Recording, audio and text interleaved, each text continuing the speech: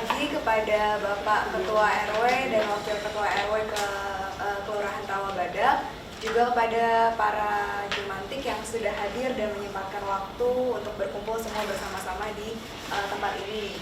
Kita sama-sama meluangkan waktu, semoga semuanya bisa bermanfaat buat kita semua dan tidak menjadi sia-sia. Saya di sini Valencia, dan di sebelah saya ini ada Samuel, dan teman-teman di luar sana berasal dari Atmajaya. Kita semua di sini hadir untuk melakukan diskusi seperti yang sebelumnya sudah disampaikan. Diskusinya bertujuan untuk membahas mengenai program penanganan dan pencegahan demam berdarah selama 1 tahun ke belakang. Untuk memulainya, saya persilakan kepada Bapak Ketua RW untuk menyampaikan beberapa patah sambutan dan doa untuk membuka diskusi kita hari ini. Ya, terima kasih kepada Bapak Ketua RW Kelurahan Rawabadak. Sekarang kita akan melanjutkan untuk diskusinya. Sebelumnya diskusinya akan dicatat oleh teman saya Helen Clarissa di sini dan oleh Elisa. Dan diskusi ini seluruhnya akan direkam untuk memudahkan proses pencatatan dan analisa nantinya. Baik, Bapak Ibu setuju? Setuju. Ya, baik. Sekarang kita akan memulai ya untuk diskusi mengenai program pencegahan dan penanganan demam berdarah ini. Segala sesuatu pasti ada awalnya. Kalau saya boleh tahu, untuk program Jumantik di Rawabadak sendiri, bagaimana awalnya ya? Ada yang bisa memulai untuk menceritakan?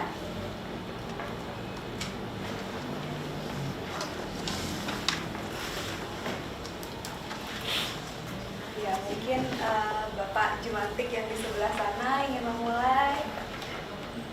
Ya, perkenalkan, saya Jumantik dari RT 9. Ya, jadi saya udah jadi Jumantik 1 tahun lebih. Awalnya itu emang ditunjuk oleh RT saya oleh Jumantik untuk ibaratnya ngecek jentik, katanya biar takut katanya banyak nyamuk bisa DBD. Ya awalnya sih ya diajarin nanti ngerti lah ngeceknya gitu pakai apa gitu. Terus ada rekan juga dari Atmajaya, ya terima kasih udah mendampingin kita tuh. Sampai sekarang sih udah berjalan ya, menurut saya sih cukup baik. Waktu awal terpilih sebagai Jumantik itu perasaannya bagaimana Bapak? Apakah kaget atau sebetulnya tidak mau, terpaksa atau bagaimana? Kaget. Saya sih kan warga biasa ya biasa. Cuman dipilih, kan saya juga sebagai kepala keluarga kerja itu. Cuman pas hari Sabtu itu, hari Jumat itu kan maksudnya masih hari kerja saya seharusnya. Cuman dipilih yang gimana ya, saya sih harus jalan kan namanya dari dipilih saya. Kalau dari Jumantik, dari RT-RT yang lain, ada yang juga ingin berbagi pengalaman mungkin seperti Bapak Jumantik yang barusan? Ya, silakan Pak. Iya, selamat siang Bapak. Saya Jumantik dari RT 1. Ya, jadi kalau pengalaman saya memang sudah turun temurun. Jadi waktu itu saya dipilih oleh saudara saya. Saudara saya juga jadi Jumantik di RT yang sama dengan saya. Saya tinggal bareng-bareng, terus katanya dia sudah capek lah itu istilahnya. Capek, dia jelasin ke saya bahwa jadi Jumantik itu kerjanya gini. Tapi tujuannya mulia. Dari tujuan yang mulia itulah saya tergerak, ini betul. Gitu, mulia sekali tujuannya ya Pak ya. Untuk yang lain ada yang ingin menambahkan? Ya, silakan.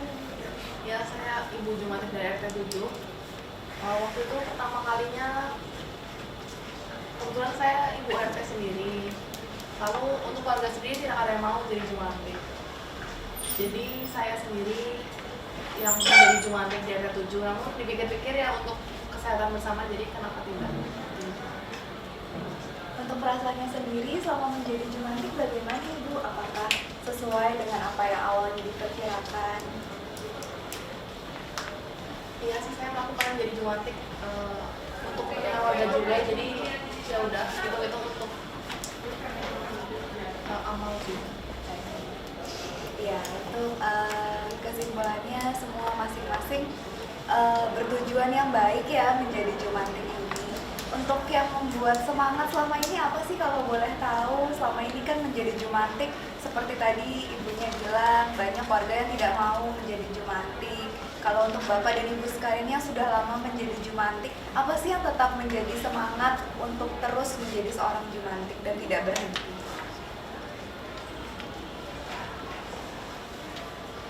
Kalau saya sih nama Pak Rizky ya, nggak mau kalah sama RT 11, sama RW 11 maksudnya. Biar RW kita ini menjadi patokan kesehatan di Kelurahan Rawabadak Selatan, begitu ya Pak Rizky ya? Setuju saya. Oh ya, bagus. Bareng saya. Bagus Pak, jangan mau kalah ya. Yang lain ada lagi nggak motivasinya? Mungkin dari ibu yang sebelah sana. Saya jumantik dari RT 6. Motivasi saya karena digaji, ada pemasukan. Saya kan sebagai ibu rumah tangga, jadi lumayan tuh sebagai pemasukan. Terus sebagai tambahan pemasukan ya. Ada lagi? Saya nih dari RT 8 Ya silakan Pak. itu udah sempat masuk koran tuh ya. Nah, jadi pengen kayak tetap aja kayak gitu terus apa namanya dipandang sebagai media gitu loh, kita sebagai RW panutan gitu. Itu yang pengen bikin saya semangat. Kalau untuk Bapak dari jumantik RT 1 mungkin? Silakan Bapak. Oh ya, kalau saya dari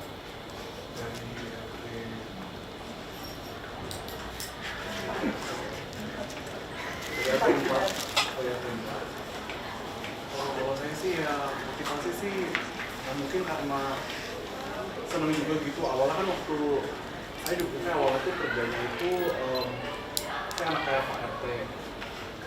Nah, terus ya awalnya saya ya bantu bapak aja gitu, gara-gara kebetulan saya juga pengangguran. Cuman waktu saya udah makin banyak bantu, awalnya warga juga nggak mau kan rumah dimasukin apa segala macam, tapi makin lama mereka tuh jadi mau dimasukin rumahnya buat dicekin. Kalau mereka yang punya kesadaran sendiri juga yang minta saya buka baterainya gitu. Nah, saya nggak usah nambah, mereka udah minta sendiri, jadi kayak ingat apa saya dari pengangguran tapi bisa melakukan kegiatan yang berguna, orang-orang juga merasa misalkan bermanfaat dan senang juga. Jadi ketika melihat warga sudah merasakan manfaatnya secara keseluruhan itu juga menjadi motivasi ya Pak ya? Iya baik. Jika kita tadi sudah berbicara mengenai motivasi, sekarang saatnya kita berbicara mengenai halangan dan kesulitan selama Bapak dan Ibu sekalian menjadi jumantik. Kira-kira ada yang ingin disampaikan selama 1 tahun kan bukan waktu yang singkat? Ya silakan Bapak. Itu dia. Itu yang sama ini. Saya udah sering ngobrolin juga sama Bapak RT 1 ya.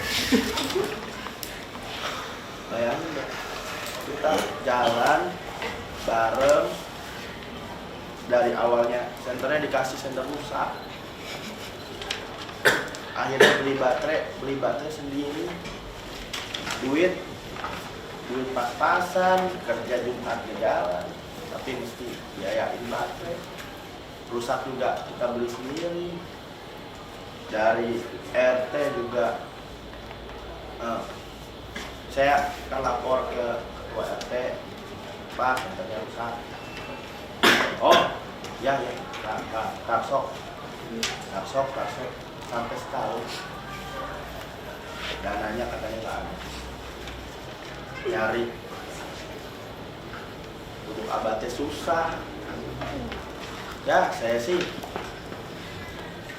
nggak tahu ya apa di RT lain juga sama, cuman ya kita sih dari awalnya tujuannya kebetulan saya kena DBD. DBD saya nggak mau sampai warga terutama tetangga semua kena. Saya pengen, makanya saya pakai center sendiri, cari sendiri, cuman nggak ada. Jadi kalau dari Bapak, kendalanya adalah kepedulian dan sumber dana itu sendiri ya Pak untuk operasional sehari-hari. Ya, ada yang ingin menambahkan dari Jumantik RT lain mungkin sebelum nanti kita sampaikan kepada Bapak RT masing-masing untuk diberikan tanggapannya. Kalau saya kan dari RT 5. Iya. Itu kalau kesulitan yang saya temui itu waktu awalnya kayak masyarakat tuh masih nggak tahu, kayak masih ini ngapain sih datang-datang periksa-periksa gitu. Terus ada yang nggak mau diperiksa rumahnya, malah takut kalau misalnya ini ketahuan ada titik nyamuknya gitu. Pertama kali pasti curiga banget sama kita, meskipun nggak sampai mewah tapi ngeliatinnya sinis gitu. Itu aja sih paling, tapi sampai makin kesini sih semua aman ya. Kalau saya masuk assalamualaikum langsung bilang oh sangat gitu. Sosialisasinya ya di masyarakat kurang tahu kalau ada kegiatan Jumantik. Nah betul, setuju saya. Nah saya baru mau bilang itu. Baik, mungkin dari Bapak Ibu Jumantik lain ada tanggapan lagi untuk menambahkan? Bapak? Saya sih untungnya ya keluar dari pihak TSG Jumantik sih ya lama-lama akhir udah tahu lah gimana.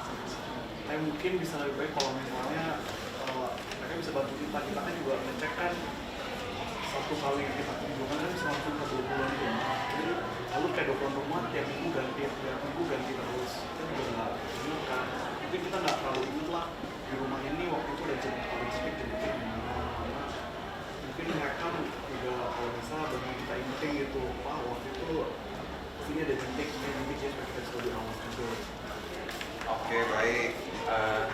Jadi ini program ini sudah berjalan selama 1 tahun ya. Dari yang opini dan pendapat Bapak Ibu juga sudah kita lihat bagaimana perkembangan programnya. Dari yang awalnya warganya tidak mau, warganya cuek, sampai sekarang sudah bisa dibukakan pintu. Dari yang awalnya susah mencari Jumantik, dari yang saya dapat juga waktu sempat ada RT yang tidak ada Jumantiknya ya, betul. Sampai sekarang semua sudah ada Jumantiknya ya. Dan sudah dilakukan beberapa perkembangan hal yang positif yang baik selama 1 tahun ini ya. Jadi kalau dari Bapak Ibu Jumantik sendiri, bagaimana sih harapannya untuk program ini ke depannya seperti itu? Apabila kalau dari kami dari Atmajaya sudah bisa dilepaskan pelan-pelan gitu.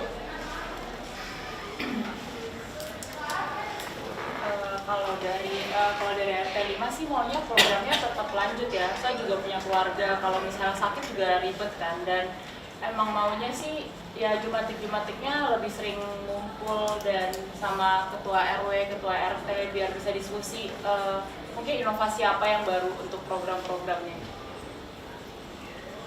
Iya. Saya sih berharap ada banyak yang kayak Kak Indra ya, dan udah peduli lingkungan.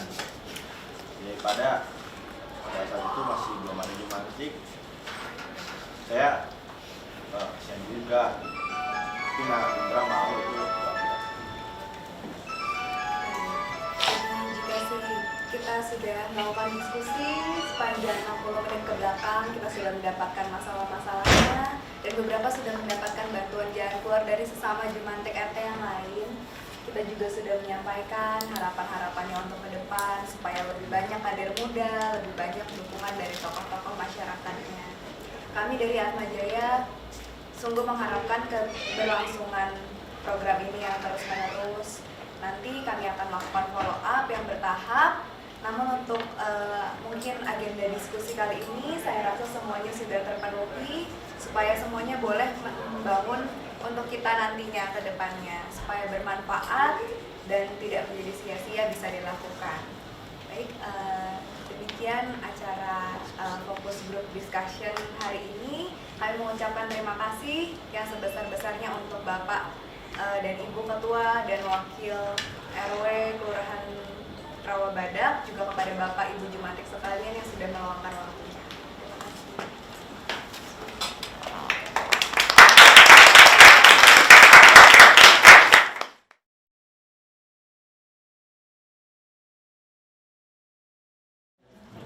Oke, selamat pagi semuanya. Pagi. Aduh, lemes banget sih. Selamat pagi semuanya. Selamat pagi. Nah, oke, Mak. Sebelum memulai acara kita hari ini, ada baiknya kita kenalin diri dulu. Nah, nama saya Trisna, teman saya di sebelah ini namanya Giskia. dan teman-teman kita yang lain di belakang itu kita dari Atmajaya. Nah, hari ini kita mau ngapain sih di sini? Ibu-ibu, bapak-bapak, dan mama kita mau ngapain? Ya, betul. Hari ini kita mau senam, bapak-bapak, ibu-ibu. Nah, pada tahu nggak hari ini senamnya ada temanya nih, Bu, bapak-bapak. Hari ini senamnya adalah senam vitalisasi otak. Nah, ada yang tahu nggak senamnya kayak apa? Nah, sebelum kita mulai senam hari ini, ada baiknya kita mulai dengan doa.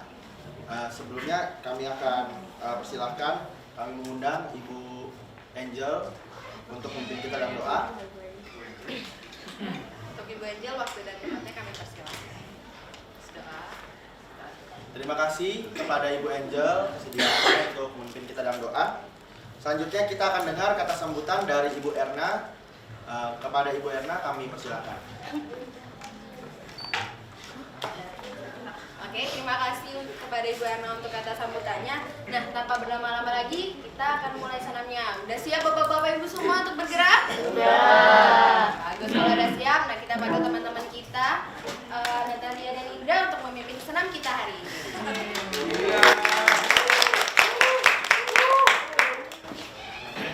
Ya, selamat pagi kepada bapak-bapak dan ibu-ibu. Mari kita awali pagi hari ini dengan senam otak yang sehat supaya hari ini aktivitas kita berjalan dengan baik, kemudian badan kita menjadi lebih sehat.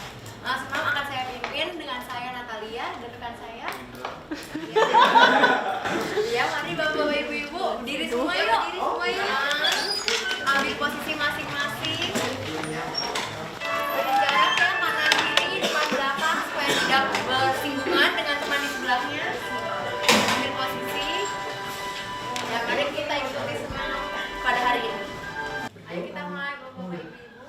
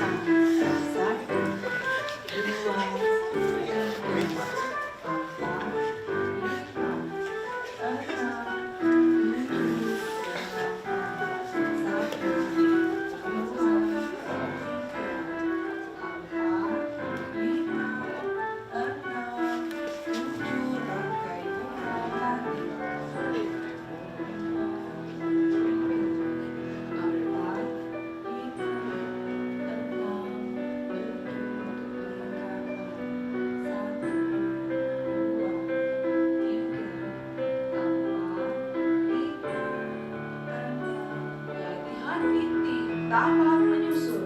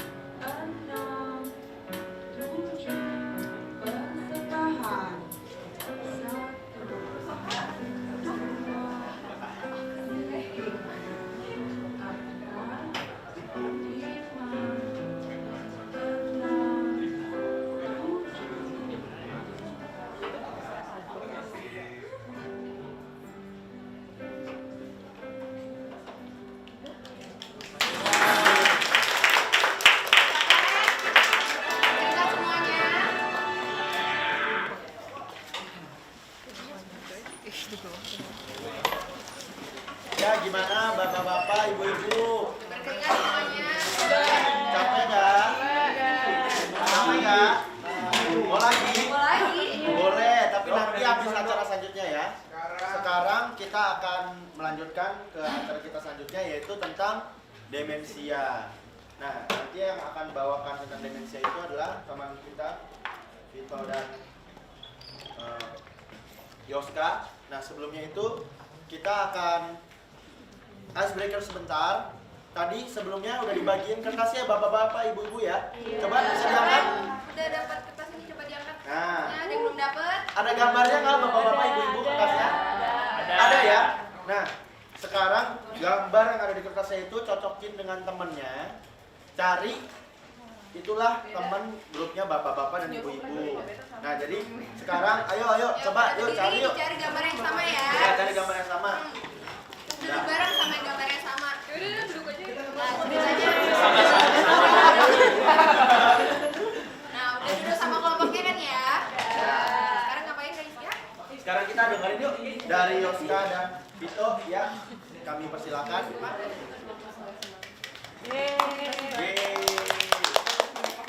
Selamat pagi nih kakak-kakak semua yang masih muda-muda, ganteng-ganteng, cantik-cantik nih. Apa kabar nih? Baik. Mana semangatnya kok kayak kurang semangat? Coba kencengan lagi. Baik. Oke, sudah lebih baik. Sudah lebih baik. Tadi kan udah senam, tadi kita senam bareng-bareng ya. Mungkin tadi udah dijelasin senamnya apa namanya itu tadi? Vitalisasi. Vitalisasi apa? Vitalisasi sisa. Ah, kamu gimana sih? Vitalisasi otak. Ya, tujuannya tentu saja untuk ya bagusin fungsi otak. Tapi tujuannya sebenarnya apa sih? Di sini kita tuh mau tahu bahwa tujuannya di sini kita tuh mengadakan senam ini untuk mencegah namanya demensia atau mungkin kalau di kalangan awam bisa disebut pikun. Jadi kita sedikit jelasin pikun nih. Udah senamnya masa nggak tahu pikunnya, ntar bingung lagi. Oke, kita mulai aja langsung. Upaya pencegahan demensia atau pikun. Nah, orang-orang tuh banyak berpikir kalau lupa tuh pasti pikun. Sebenarnya lupa itu pikun apa bukan? Apakah lupa itu bagian dari pikun atau pikun itu lupa? Sebenarnya kalau menurut nanti akan dijelaskan lagi. Tapi sebenarnya lupa itu nggak pasti pikun. Dimana kadang-kadang ya kita yang muda-muda aja suka lupa. Saya lupa punya teman kayak dia jelek gini. Ya pengen dilupain sih pengen. Tapi nggak bisa dilupain. Ya nggak bisa. Ya jadi maksudnya lupa itu bisa terjadi kapan aja, siapa aja dan usia berapapun. Tapi emang kalau pikun itu memang mungkin bisa menyerang semua usia, tapi mungkin lebih sering pada usia-usia yang sudah berumur lah. Seperti yang udah kita tahu memang karena itu bagian dari degenerasi atau memang proses penurunan fungsi dari tubuh. Nah ini bahasa keren kedokterannya nih, definisinya dari demensia, sindrom penurunan kemampuan intelektual progresif, Kalau jelasin gitu mah susah lah ya. Saya sederhanain, saya sederhanain aja, sindrom. Jadi demensia atau pikun itu merupakan kumpulan dari banyak gejala. Nggak cuma lupa doang, akan ada gejala-gejala lain yang akan menyertai dalam adanya pikun itu. Dan penurunan kemampuan intelektual yang progresif, medisnya ditekankan progresif. Ada yang tahu maksud progresif apa? Nggak ada. Oke, progresif itu maksudnya bertahap dan terus menerus. Jadi semakin lama penurunannya terjadi pelan, mungkin memang pelan-pelan tapi akan pasti, secara pasti akan terus menurun. Yang menyebabkan penurunan fungsi kecerdasan otak. Jadi mungkin ya tidak jadi lebih gak pinter, lebih lupa dan sebagainya. Dimana gangguannya akan menyebabkan gangguan fungsi sosial. Jadi kita jadi mungkin sulit berinteraksi dengan teman-teman, tetangga, pekerjaan, jadi sulit untuk melakukan pekerjaan, bahkan mungkin pekerjaan sederhana yang sehari-hari dan aktivitas sehari-hari juga. Gitu. Jadi kalau dirangkum gimana? Jadi kalau dirangkum adalah kumpulan gejala yang menyebabkan penurunan kepintaran yang bertahap namun pasti, menyebabkan penurunan fungsi kecerdasan otak, menimbulkan gangguan fungsi sosial, pekerjaan, dan aktivitas sehari-hari. Gimana? Udah pada ngerti belum nih maksudnya nih? Mantap. Lanjut. Nah, ini tadi gejala-gejala yang saya bilang tadi. Gangguan memori. Pasien-pasien orang-orang yang pikun itu akan lebih sulit untuk menerima informasi-informasi baru. Baru dikasih tahu umurnya dia 75, lupa. Beratnya dia 105, berat banget. Masa lupa nggak ingat dikasih tahu. Jadi memang akan penurunan fungsi-fungsi untuk mengingat sesuatu, terutama yang baru-baru. Jadi gejala yang bisa muncul itu seperti itu. Ada yang gangguan aktivitas. Jadi kita bahkan sampai lupa cara ganti baju, cara pakai sepatu, cara mau makan, itu gejala bisa muncul juga. Gangguan berbahasa. Kalau misalnya mungkin banyak lah, di antara kita juga kadang-kadang suka seperti ini, bingung. Mau nulis pakai pensil, tolong dong ambil itu yang buat nulis. Tapi nggak tahu, mau nyebut pensil itu susah. Atau ambilin dong itu buat alas kaki, nggak tahu namanya sepatu. Padahal sebenarnya tahu, tapi mungkin tidak bisa diungkapkan. Disorientasi atau bingung. Ini lagi di mana? Jam berapa? Kayak di sinetron-sinetron. Aku siapa?